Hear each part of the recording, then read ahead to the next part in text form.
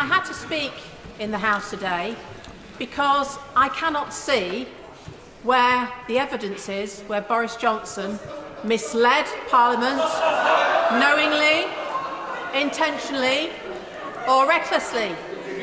I'm from Grimsby and I have to say it as I see it. Order. Who's this? Lia Nici, a Tory MP. But before we hear a bit more from her on Boris, let's first go back in time to hear a bit more of Lia saying it as she sees it. Remember this vacuous story that the Daily Mail stirred up that was probably some repressed sexual desire felt by the actual author? Here's Raina responding to the story. Oh, it just, I can't actually believe that we are having this conversation in this day and age. Does it feel to you, though, that this is a tipping point? That surely something is going to happen, changes will need to be made? I hope so. I mean, I've been overwhelmed because when I heard of the story that was coming out and we rebutted it instantly and was like, this is disgusting, it's completely untrue, please don't run a story like that. Because I've got teenage sons and I was with my teenage sons and I felt really sad again that my weekend, and I was trying to prepare my children for seeing things online that they don't want to see their mum portrayed that way, and I felt really... Lia Nici had a different take, though. You know, let's just be honest here. We talk about honesty and integrity. The deputy shadow leader decided it would be amusing to open her legs in the chamber and then brag to everybody that actually it was male members of the opposite party who had been looking at her and she was drinking on the terrace and laughing about it. So there's Lia providing a unique spin on the whole sorry saga. Even Johnson had the good grace to condemn the article. Well, it's hard to say on the basis of that particular story, but I have to say I thought it was a most appalling load of a sexist, misogynist tripe, and I immediately got in touch with Angela and we had a very friendly exchange, and you know, if we ever find who was responsible for it, I don't know what we'll do with them, but... Probably get them beaten up. It's difficult now to watch anything with Johnson in and believe what he said. Was he lying here? Had Raina really flashed him? Anyway, let's not get bogged down with that one, and instead let's get back to Lia. Listen to this. This wonderful dream of a socialist world doesn't work, will never work, and the unions will control things. And I have to say there are quite a few organisations who call themselves lobbying organisations now, who, when you look into their articles of associations, what they say they do, I think journalists like you, Maya, should start looking into what's happening, because there are some very sinister extreme left-wing things going on in our country and that they're trying to lobby government and companies for. And my concern is that is the line that the extreme left, which is frankly the majority of the Labour Party now, are going to try to push us down. Wow, that's incredible. It's a typical paranoid Tory peddling a projection as a belief. Lobbying associations? Hasn't she heard of 55 Tufton Street? It's a building packed with lobby groups. And this weasel from the IEA. And here in the studio is the Director General of the Institute of Economic Affairs, Mark Littlewood. Interestingly, an old friend of Liz Truss. From way back in the day, yes. I first met her at university nearly 30 years ago. We both met then in the Liberal Democrat Club at Oxford University, yes. Right. So, and she's ended up as a Conservative Prime Minister and I've ended up running a free market think tank. Been on a similar journey over the past 30 years. Although she appointed you last year to her Strategic Trade Advisory Council. That's so you've been advising her.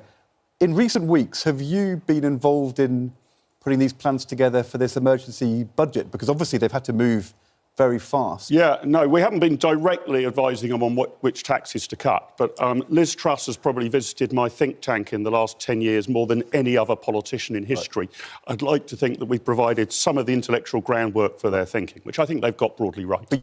Anyway, I'm totally digressing. Let's get back to Lia, and here are the edited highlights of her speech. Yes, I have read it, and I think that is quite an appalling question to ask a member in this House. The reality is that Boris Johnson did not knowingly or intentionally mislead this House.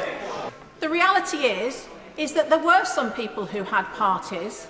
Sadly, those people were unelected officials. But what we need to look at here is actually what I witnessed firsthand, and what had happened was that people advising the then Prime Minister at no point advised him that there were parties. They advised him again and again. No, I won't give way at the moment, thank you. They advised him again and again that no rules were broken and that guidance was followed at all times. Everybody in this place knows no minister stands at that dispatch box and knowingly misleads. They have to take counsel from people who advise them, many of whom who are giving legal advice. They know that to be the truth, but the public don't necessarily know that that is the case. Now, people may not like that in a moment. People may not like that, but that is the truth, and that is why I'm standing here and saying this. The sad thing is that many people who gave that advice are still working in and around number 10 and Whitehall, but we don't know who they are because they are not a high-profile politician.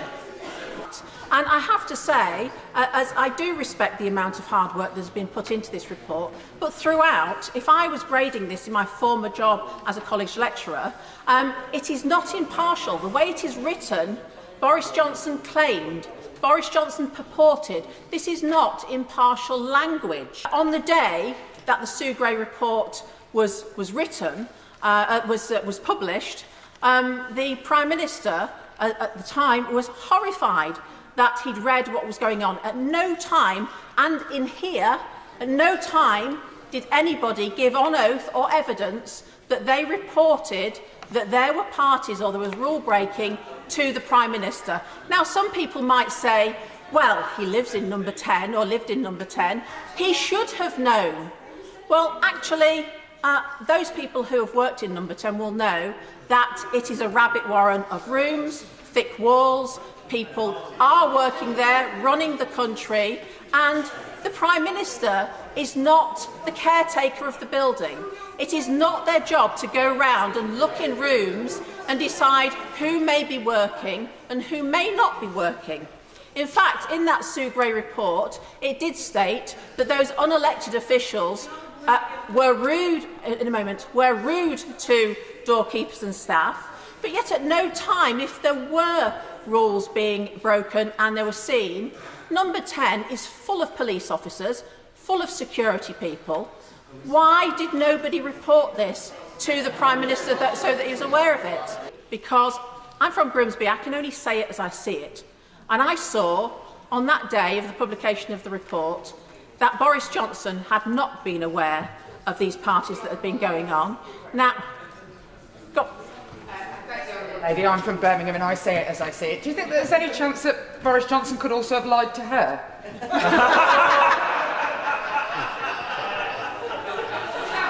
Well, I thank the honourable lady. Actually, no, I don't believe he did. I think actually I'm a very good person who can actually see character. And the result? The ayes to the right, 354. The noes to the left, 7. Which means Boris Johnson becomes the first Prime Minister in British history to be judged by the House of Commons as a serial liar. Click here for some more Tory crazies.